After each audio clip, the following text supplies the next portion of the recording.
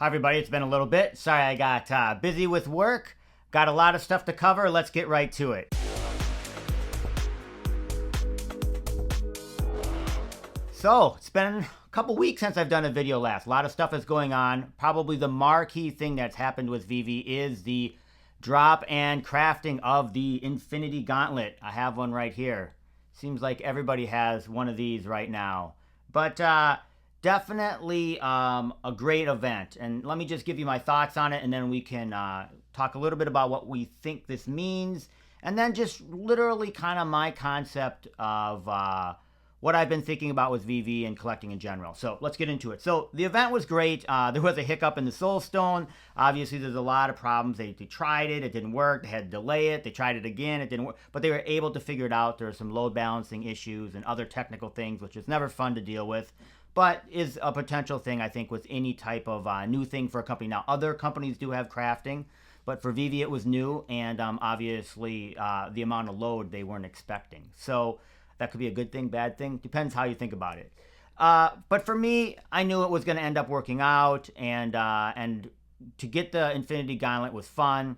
I min-maxed and looked at a lot of things. I sold some of my stones because I had a stack of them to make some profit. But in the end, I kept a set, and I was able to craft an empowered gauntlet with all of the gems. Super fun. And really, it it marks an entire journey of a year. I've been collecting these stones, acquiring them, and then of course there's this speculation: are we eventually going to be able to do something with them? We didn't know. It's a gamble, whatever term you want to use, and it paid off, and it was lots of fun. And so it really, that's my thought process. I think if you try to look at it from and extrapolate out from a business perspective, yeah, this all kinds of different things can be done. If you have a bunch of the Hulks, you get like a special Hulk. If you get it really, and we've David Hughes already talked about burning, certain amounts of comics to get a special comic. I think all of these are on the table, and I think they're gonna probably go for them.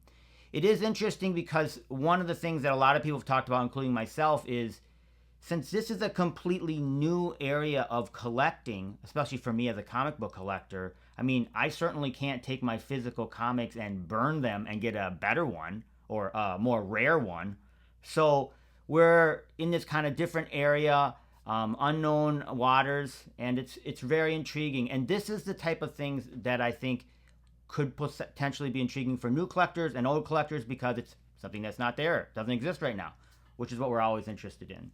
But really, this whole process of crafting the Infinity Gauntlet and the grind of kind of finding all the stones and doing all this stuff really brings me back to the core value of what I think VEEVEE could represent and does represent when it's at its best. And that's that it's fun. It's fun to collect things.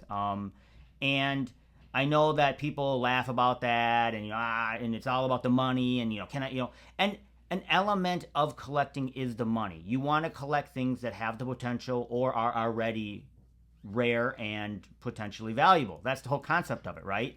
But sometimes you just like to collect stuff that's kind of cool, and then it ends up being valuable. That's like kind of the best case scenario, right? Doesn't always happen. Sometimes happens. But let me talk a little bit about some of that, what I've experienced for myself, and kind of how I think that fits in with VEEVEE. So I'm just going to show you a bunch of stuff, and then I'll talk a little bit about my thought process at the time, and then where it goes. Okay, so if you rewind it to 2019, Miles Morales, the movie had come out with a new run. And so these comics, people were buying them, but little did they know that this Miles run was going to turn into a really, really awesome one. Obviously, you buy the first one, and it's so funny because, you're buying, you couldn't get them you could get them for cover price for sure.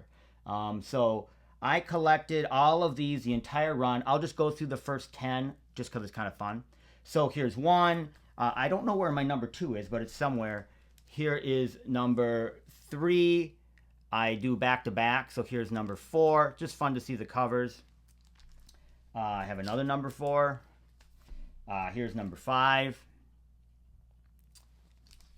Here's number 6, which is a big spec book. Vulture's granddaughter, who, no spoilers, but I think could show up. So that I actually have that one in 9.8 as well. Here's number 7. Here's a trash comic. I don't know what this is. We'll just throw this one out. Here's number 8. It was kind of the iconic one with his hoodie. And I have multiples of a lot of these. Number 9. And number 10, which is a key book as well. I won't get into why. But, you know, why did I collect them? I collect them because I like the story. I like the run. I like Miles Morales a lot. And little did I know that he was going to catapult to what we are seeing right now. And really, I think he's got a long way to go. Still a lot of people, I don't think, know who Miles Morales is. But I think they will. So another couple things I have for you, which is not a comic that's necessarily valuable, but I just think is a spectacular cover. I love the artist. And it's one of my favorite Infinity Gauntlet ones. So I'll show you this one. This is a Clayton Crane one. Super cool. I have this one signed. Cosmic Ghost Rider on the Rainbow Bridge. Really like this one. Once again, I just got it because I like it. And that's really what a lot of collecting is about. Then 2 more that I will show off.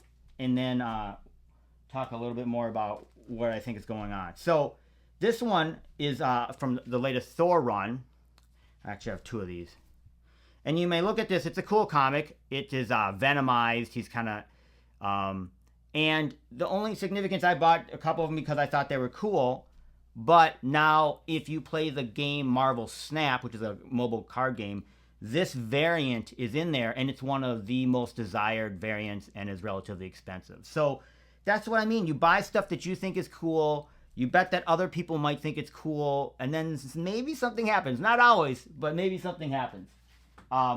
So here would be an example of one which I think is cool. Maybe I might be the only one. I have a lot of these. Like I said, I put them back to back. And why I love Silver Surfer. This is Silver Surfer Black picking up Mjolnir. If you know the story, that's significant. And who doesn't want to see Silver Surfer have Mjolnir? Super cool cover. Not very valuable. Nobody probably likes it but me. But that's what I mean by you kind of buy stuff that you like and you never know what happens, right? So obviously I could go, you know, I have lots of comics. That's the one thing I have is lots of comics. So, but what does this kind of mean going forward for you, for me, as everybody kind of is excited about this recent change in VEEVEE in terms of their ability to do crafting and whatnot? I just think you still have to, you know, go with kind of the fundamentals of collecting, which is number 1, and you've heard it from me and you hear it a lot of people, is collect what you like. If you don't like something, don't buy it. If you don't like something and you are just going because you think it's going to go up in value and other things, it could, but there's a chance that if you don't like it, somebody else doesn't like it, and maybe that's just not something that you want to, you know, pursue.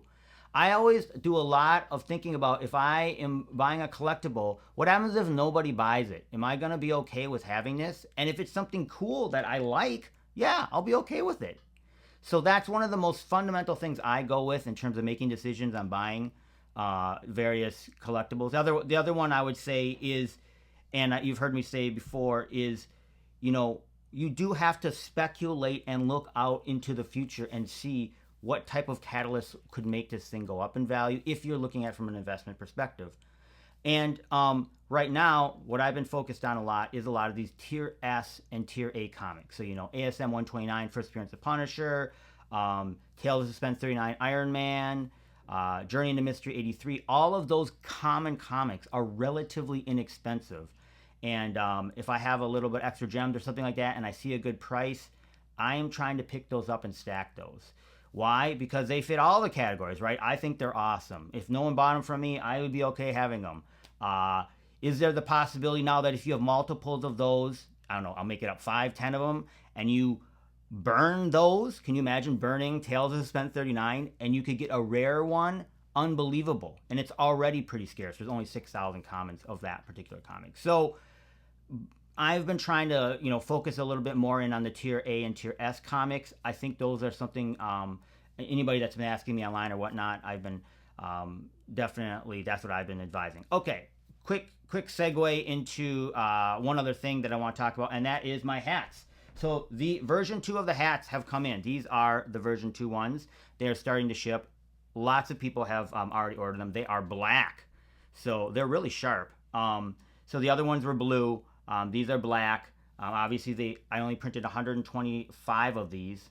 And there are 10 secret rares that look different than this. Nobody knows what they look like. I know what they look like, but I'm drawing 3 of them and giving them away for people who buy.